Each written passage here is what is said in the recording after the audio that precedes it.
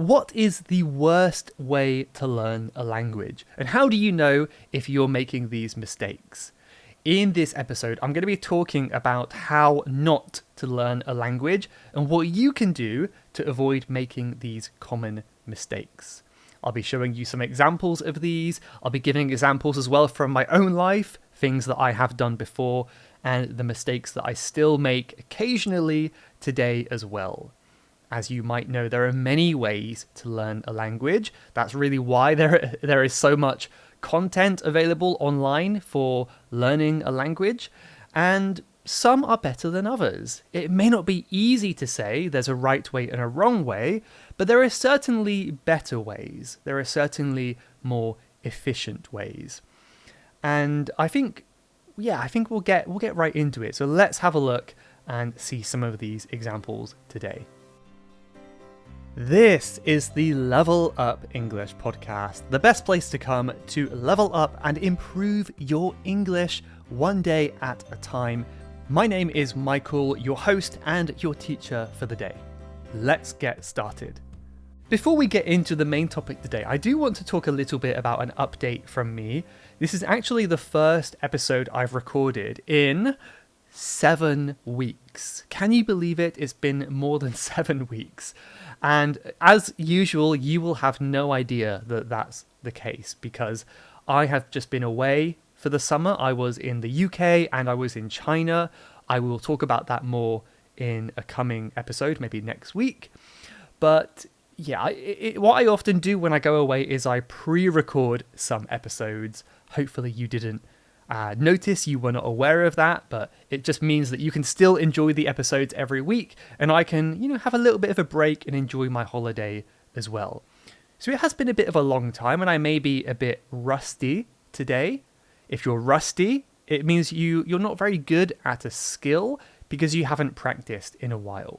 So I may be a bit rusty at podcasting, but we'll see how it goes. Okay, I don't want to delay too long today. I want to get into this episode. So basically, this episode, How Not to Learn a Language, this was inspired by a video I saw on Instagram. And I think I'll show you some clips of that video now. It's very cute, it's very sweet, and I really give all of my best wishes to this boy and his English learning journey. It's a young boy in China and he's trying to learn English. Maybe you've seen these videos before. And yeah, I think basically his method of learning English is for his homework for school, and he's reading the sentences in English and trying to get the pronunciation right. It seems to me that he doesn't really know what he's saying. He's just trying to read the words. And yeah, here's a clip or two and you'll see exactly what I mean. It's very funny and very cute. It's 7 o'clock. Hey, It's 7 o'clock. Here. It's 7 o'clock. Hey, O'clock. O'clock. O'clock. 1 orange, 2 apples, and 3 bananas. 1 orange, 2 apples, and lemon bananas. So there we go. There is that boy trying to learn English with the help of his sister and his mum behind the camera. Very sweet. He's gone kind of viral over both Chinese and, let's say Western or other parts of the world over their social media platforms as well. And yes, it's very cute, it's fun, and I do feel like he is improving if you watch the videos over time. But it also got me thinking about what he's doing wrong. And again, I don't want to sound too harsh because he is a child, he's learning for school. It's maybe not such a big deal perhaps. I'm sure he will get there eventually. But if I could talk to him, I might like to say, comment on a few things that could be improved. And the main one really is repetition of sentences without really focusing on the meaning. In other words, mindless reciting, mindless repetition. I think that's kind of what he's doing. So again, I get the sense that he doesn't understand what he's saying. He's just repeating the sounds again and again, right?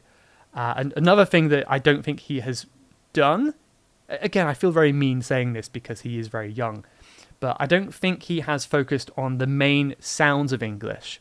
This is what you should do in any language, right? When I learn Chinese, I first start with what we call the pinyin, which are kind of the way that the characters are pronounced, and there are some sounds that they have in Chinese that we don't have in English, and of course the same in reverse as well.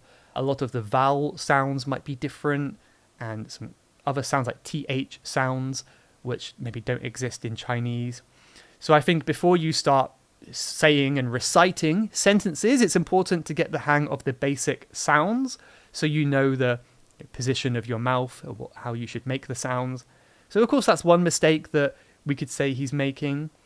You learn from experience, but yeah, maybe this could also be a comment on the school and education system and how it treats languages as well.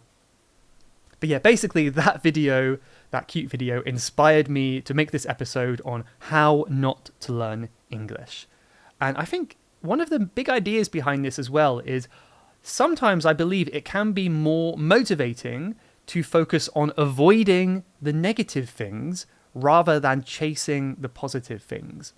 And this can apply to many areas in life. One of which being how you want your life to look.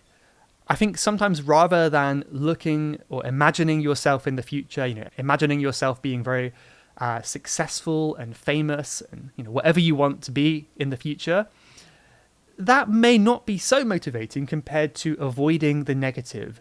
And maybe the negative side, what is what you don't want to be, right? Where you want to avoid ending up one day. So think about the worst place you could end up. No money, no friends, no support networks in your life, no hobbies, nothing to do. It doesn't sound like a very nice future to head into. So maybe it's more motivating to think of the question, how can I avoid that situation? And that's kind of what we're talking about here today in language learning. What can you do to avoid these bad habits of learning a language? So yes, the first one is, as I just said, repeating things mindlessly. So this is that there's no context. It's just a sentence on its own. You have no grasp, which means understanding, no grasp of the meaning, right? Context is really important here. And when I think about myself, again, I'm going to give an example from my own life with each of these if I can. I often do this too much, even today, to be honest. When I'm studying with my flashcards, for example, I can get quite good at my flashcards. I know how to answer. If I'm given a question or a sentence in Chinese, I can translate it to English really well. And even if it's maybe a more complicated grammar structure, that's fine. But if I'm in a conversational situation and I would like to use that same structure, I'm not very good at using that structure in a different and more creative way. And I think this comes down to my lack of deeper understanding. I know how to say this sentence, but I'm not fully understanding the grammar and the structure inside that sentence. So I think it's really important to be a bit more mindful with your studies in that way. Okay, number 2 is only studying vocabulary in isolation. This is kind of related to this topic of flashcards as well, because many people do this with flashcards. Maybe as a beginner, it's okay, or in small amounts, but if it takes up a big chunk of your learning routine, of how you're spending your time studying, this is not the best way for most people. So in other words, I just mean you're looking at a list of words, or you're looking at flashcards with one word, and maybe you're translating it into your native language. And this isn't really the most efficient way to learn. And again, it's partly because there's no context here. Also, let's speak about English. It can be quite difficult to use a word if you don't know how it fits in the sentence. You don't know where it fits in terms of the structure of the sentence. Let's say you want to learn the word put, P-U-T. fairly simple word, but put has many meanings actually, and it can be used in different ways. It can be used in phrasal verbs. So you might learn the word put and then 10 different meanings or how it can be used in a list of definitions. But when you're thinking about what to say in a sentence, it can be very difficult to recall that word because you haven't got used to the context. So it might be put up with someone. I can't put up with him, right? And that just means I can't stand him. I can't be patient with him. And another thing you'll notice is I didn't say put up with, right? It almost turns into one kind of sound, like put up with. It's like a rhythm, a flow there. So yeah, that's also interesting that the pronunciation changes when we learn things in a sentence as well. And for me, again, I used to do this one a lot, especially in the early days. I learnt a lot of vocabulary with flashcards, and I got really good at vocabulary knowledge, which is great for reading, for example. I'm quite good at reading in my languages because I know a lot of the vocab, but I didn't spend enough time learning it in context. So when it comes to speaking, I might be able to say, ooh, pretty, or oh, difficult, confusing. I can use words alone, but where they fit in the structure and the grammar of a sentence, I struggle a lot more. And that's because of my over-reliance or my over-dependence on vocabulary without context. So that's one that we should all be avoiding if we can. The next one is neglecting one of the key skills. By key skills, I'm talking about these 4: reading, listening, writing, and speaking. I think speaking is the big one that most people neglect the most. And it's not your fault, probably. It's probably because it's the hardest one to practice for most people. And it takes the most effort. It's much harder to do, in bed at home compared to the other ones, isn't it? And yeah, I think this is quite self-explanatory. Like, what I mean by this one already. So yeah, I think I'll just skip to my own example because it kind of makes sense already. But I, for example, am much better at reading than I am at speaking. And yeah, honestly, I can say it's because I have done this. I've made this mistake and I still make this mistake today.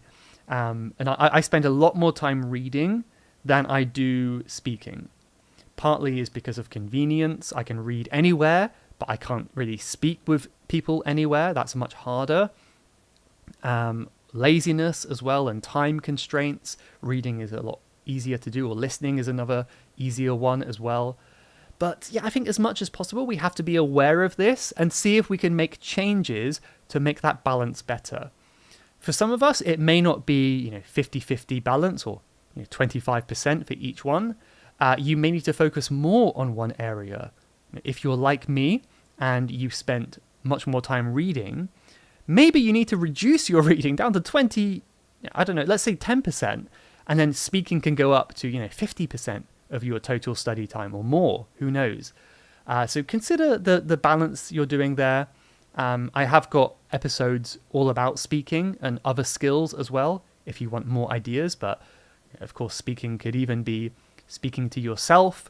I am speaking right now. I'm all alone in this room, and yet I am having English speaking practice. So you could do something similar. You don't need to have a person to help you speak. It can be good, but you don't need it. So it's kind of like going to the gym and only training your arms and never training your legs, right? You have really big, strong arms, but really tiny, skinny legs. And you don't want that, do you? You don't want to have that body in your language learning. So make sure you focus on all of those areas to have a balanced, not body, but a balanced brain in terms of language learning. Another point which I feel quite strongly about, and I've mentioned this many times before over the podcast history, and this is relying only on motivation. Only on motivation. You may be thinking, yeah, motivation, that's a good thing. And I would agree, it is a good thing, but it cannot be relied upon alone, right? It's not enough to use motivation to get you fluent in a language. So in other words, I'm talking about that feeling of being in the mood to study, when you feel like you want to study, Some days you might wake up and you're just not in the mood. You don't want to study. You're not feeling like it. And, maybe there are some really extreme cases where, you don't want to force yourself. Sometimes that might be fair enough, but it's very easy to get a little bit too lazy about these things and, skip our healthy habits when we're not feeling up for it. And if you do that too many times, it can just lead into not doing the thing. So I'm much more of an advocate, which means a supporter, of relying on habits rather than motivation. And I've mentioned this so many times before, but just like brushing your teeth, you don't need motivation to brush your teeth. You just need a habit. You brush your teeth every night before bed because you have the habit to do so. And why can't language learning be the same? So I think that's another good point. See if you can make a habit of studying or learning in whatever way you do every day. And I think that's also exactly why I have a course on Level Up English members all about helping you create the perfect routine for you. Because it does look different for different people. It may not be the same for everyone, but I do think it's important to start with that if you don't have one already. Because if you don't have a routine, you will be relying on motivation, and that means you will not study regularly. You will lose motivation at some point, even if it seems unlikely right now. And that's when you stop making progress as well. So even though it's not technically language learning stuff to do, it is important to focus on that foundation, that routine. And honestly, this is not a problem that I have. I think it's one of my few superpowers, is being very good at making routines and doing it regardless of how I feel. But I do see this a lot with my students. I have seen it with students in the past, and that's why I always encourage them to take that routine course on the website. But okay, the next one is something that I do all the time. It's a big problem for me, and this is avoiding mistakes. Avoiding mistakes at all costs. It's easy to say not to do this, but it's much harder to actually not do it. So of course it's natural to want to avoid mistakes. It helps us avoid danger and embarrassment and all of that kind of negative stuff. But when it comes to learning anything, it's really important to make mistakes so we can learn from them and learn faster. It's a much more efficient way of learning the more mistakes that we make. In fact, I would go so far as to say, if you could encourage yourself to make more mistakes than you would otherwise, than you would naturally, you will learn even faster. So that's a great language learning hack if you can figure out how to do that. But yeah, I think the main issue we have is embarrassment. We're afraid of saying the wrong thing. We're afraid of saying something in a weird way. And I do this a lot as well. There are many cases where I'm in a group of people who are speaking another language and there is some silence, right? And even in my native language, even in English, I might be a bit afraid, like, oh, should I say this? It could be a bit scary. I don't want to talk and, say something weird. But yeah, in another language, it's even worse. It's even scarier. So sometimes I'll have a think, should I say this comment right now? Should I say this? Maybe not. Maybe not. It happens to me all the time. I don't know if it happens to you. And yes, sometimes I will decide not to say something because I feel like it's safer. And maybe it's safer, but then I'm not learning. I think a big issue for me here is I often appear rude in other languages too. That's my feeling, that I probably look rude to other people.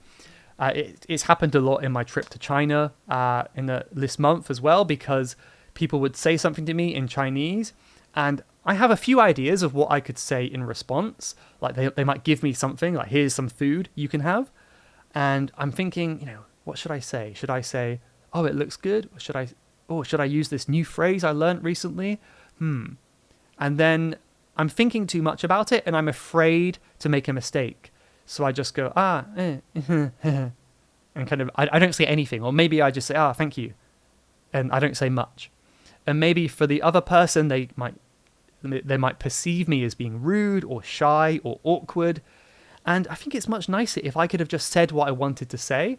And if I did make a mistake, the worst case scenario is that they will, either not understand, which is fine, you learn from that, or maybe they'll even laugh at you, but that's also fine. It's happened to me before where I've said the wrong thing and people might laugh, but they're not laughing because you're stupid. They're not laughing because you're silly. They're kind of laughing because it's kind of cute.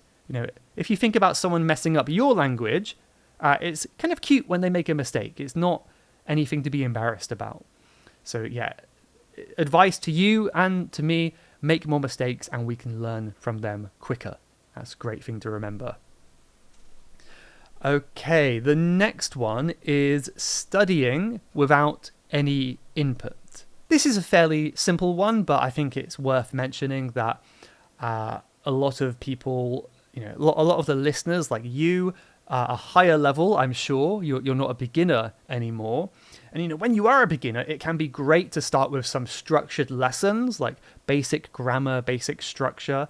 But when you get a bit more advanced, like you, I think it's good to start having more input. I don't think that you listeners will really have this problem because this podcast is already a great source of input. You're getting listening practice every week from me, which is fantastic. But it's important to keep on top of that, make sure you're getting enough of it, because if you're only studying grammar books, again, there's not much context.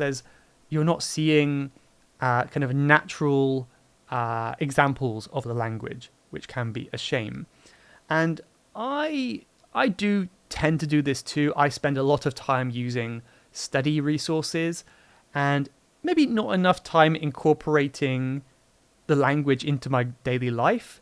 This could be replacing my tasks in everyday life with stuff in English, with another language, with the language you're learning. And I think this comes up a lot for me when I'm trying to do very simple things. Like, because of the things I've studied, I may be able to talk about, what are your thoughts on the government right now? What do you think about this problem in the news? But then if I want to say, hey, pass me the salt, I have to think, how do I say pass me the... how do I say that? I don't know how... it's a very simple phrase, but I don't know how to say it. And I think the reason is because I haven't had enough input, right? I may be learning, these topics on different lessons, but I'm not, for example, watching a TV series where they're using these everyday phrases, or I'm not listening to a casual podcast where they chat about small talk stuff.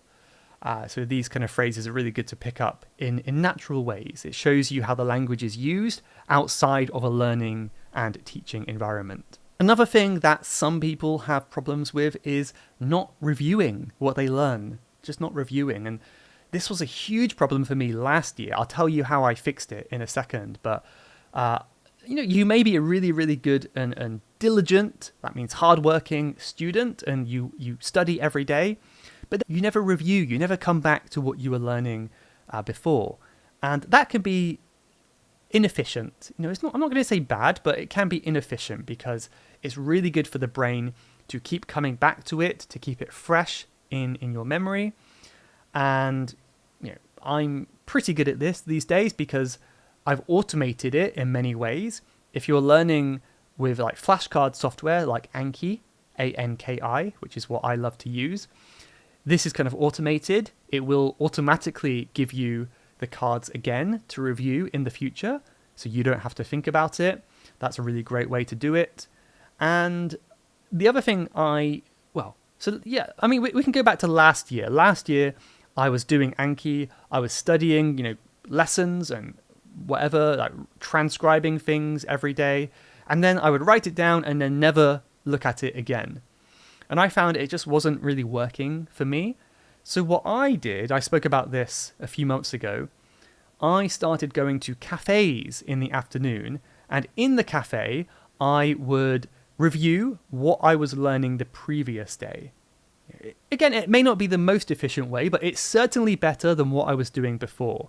So basically, I would look at what I was doing and I would write some example sentences using the phrases and the vocab that I learnt the day before. And spreading my learning out over more than one day was really, really helpful for my long-term memory. So maybe you can think about doing something similar as well. Okay, I think we'll do a couple more now and then we'll finish up. So another area where people might struggle is when they are too passive. They study in a passive way, which is the opposite to active studying. And your passive study is not always wrong. It might be good to have a balance of passive and active. But I think it's natural that most people will lean towards being passive because that is the lazy way. And as you might know, just like water, your brain will take the easiest path down the mountain, right? It will do what's easiest and requires the least amount of energy to get by. And yeah, when you have two options, you might do the passive option. So what I mean by passive is you might be listening to this episode, you might be listening to what I'm saying, but you're not really absorbing it. It's on in the background, you're playing it, but you're not really focused. How many of you have I caught doing that right now? Be honest. It's okay. I won't feel too bad if that's true.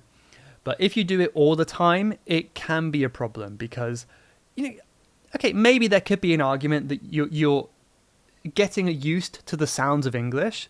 You're slowly adjusting your brain to the rhythm and the sound of my British English voice and accent. But it's going to be much harder to learn if you're not really focused, right? So it's much more efficient if you can have active learning. And we can do this in many ways. It could just be a switch in the brain that you decide to be more active. But we could also do this by doing some specific activities like, you could answer some questions at the end of the episode, listen to this episode today, and maybe summarize it in 2 sentences. Write down the sentence, what was Michael talking about in today's episode? Or you can also write down 2 takeaways, 2 things that you took away and you learnt that you want to remember from the episode.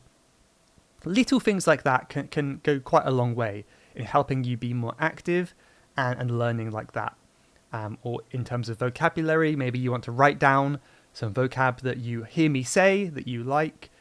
Something that I often do to avoid being too passive is when I hear a word or a grammatical structure in a podcast, I like to research it and see if I understand it rather than just go, it doesn't matter. I don't need to know that. I think it's quite nice to research things when I don't understand. But yeah, many ways that can come about. Just think about that for yourself. Is there any way in which you are being too passive in your learning? Okay, this is number 9 now, and this is a big problem for me, or it has been in the past, and this is constantly, always switching resources and methods. I feel like if you're a fan of my podcast, this might apply to some of you. I like to talk about ways to learn a language from time to time, but this can be too much. I think we can focus on this too much. I'm the kind of person, I love to tweak things and make changes. Right? Tweak just means make a small change. And I love to see if I can do things in the most efficient way. I know that this episode is kind of ironic in that way today. But if you change your method of studying too often, it will not be an efficient way of studying, right? And again, this is exactly like going to the gym. If you change your method and your routine every single day you go to the gym, it's not really going to be enough to build any muscle. I think it's good to change sometimes, but not every day. I think you need to be consistent, which means keep doing something again and again, day after day, until you start to see some results. If you keep changing your method, you're not going to see any results, really. So as I said, I have been guilty of this myself. I have spent too much time before planning my routines and trying to make it perfect. One example is, especially with my Chinese learning, there was a time where I was listening to a lot of podcasts about how to learn Chinese and motivation to learn Chinese, but I actually wasn't listening to any podcasts about, just in Chinese. They were in English about Chinese, but they weren't in Chinese. And I think it would have been much better if I had spent that time just listening to actual Chinese speaking rather than English motivation about Chinese, right?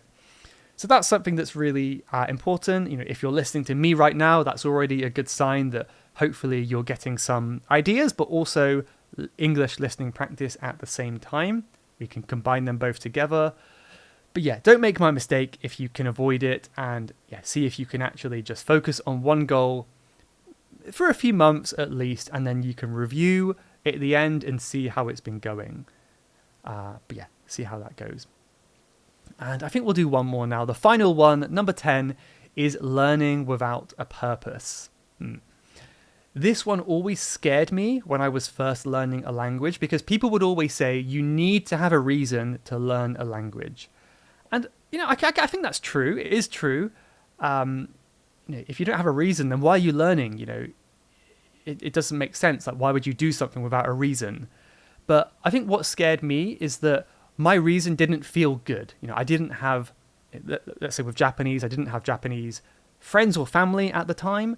I had never even been to Japan. I didn't really have much reason to learn it. But I could say my reason was curiosity. I was curious, I was motivated, I was interested in the culture. And of course, reasons can change over time. When I did go to Japan, my reasons turned into travel. I like to travel there. I like to talk to people in their language rather than trying to use English. So, my reasons can change, and your reasons can be whatever you want, but I do feel like you need to be clear on your reasons. Don't judge them. You don't have to think if they're good or bad reasons, but try to be clear and understand why you're learning this language. And I think the thing to avoid is this word should. Oh, I should learn English because it's useful for my life. I should be improving my English because of blah, blah, blah, blah, blah. Right? I think should can be quite a dangerous word here, because it's not motivational. It's not a good feeling. It's like you're being forced to do something. And when that happens, we slowly, maybe even quickly, lose our excitement for the language. And I think this happens for many of us from time to time. We start to lose our purpose or our reason for learning, maybe. And we can find a way to make the language fun again through many different ways. You could plan a trip to the country that speaks your target language. You could immerse yourself in the culture with YouTube videos or documentaries or books, anything like that. It could also be learning the history of that country. If you want to learn English, maybe learn a bit about the history of the UK and America, and that might motivate you a bit more. You get a deeper understanding of the background and the history. And of course, make friends. That's maybe one of the best ways, is making friends who speak that language, and you feel much more motivated to improve your English there. But there we have it. Those are some tips, 10 tips in total on what you should not do to learn a language. Let me know how many of those that you kind of accidentally are already doing. If you have more than 5, you might be a little bit like me. So don't feel bad, but it's something that we can work on together. And if you avoid these traps, if you avoid these problems, then you're already way ahead of many learners. So well done to you. But hopefully you found that list interesting. I think I'm going to end now with a few updates, because I think I'm trying to move the update section to the end of the episode to make it more interesting and maybe less boring. If you're a new listener, you may not care about my updates so much. So I think now is a good time for some updates. And then, of course, as always, I will say some thank yous and leave you with an inspirational and good quote to end on. And yeah, a lot else has been going on with me as well. If you are watching on YouTube or the video version, you may notice that I've got a bit of a red eye. My left eye is a bit red and swollen today. I don't know if it's really obvious, but I actually had a minor operation on my eye yesterday where 4 lumps were removed from the inside of my eyelid. It was incredibly uncomfortable. I wouldn't really say it was painful, because I did have numbing, which means it stopped the feeling, stopped me feeling pain in my eye. But yeah, it was very uncomfortable. I won't go into the details because some of you may not like to hear it, but yeah, it wasn't a nice experience, but hopefully that means my eye is going to be healthier from now on. So once this redness and swelling goes down, it should be much better. But yeah, it's already better than yesterday. And in terms of working stuff, which by that I mean the website, and my Level Up English members. I have so much going on the 25th of August, which for you will be in the past. Level 3 membership is coming out. This is a new membership tier on Level Up English.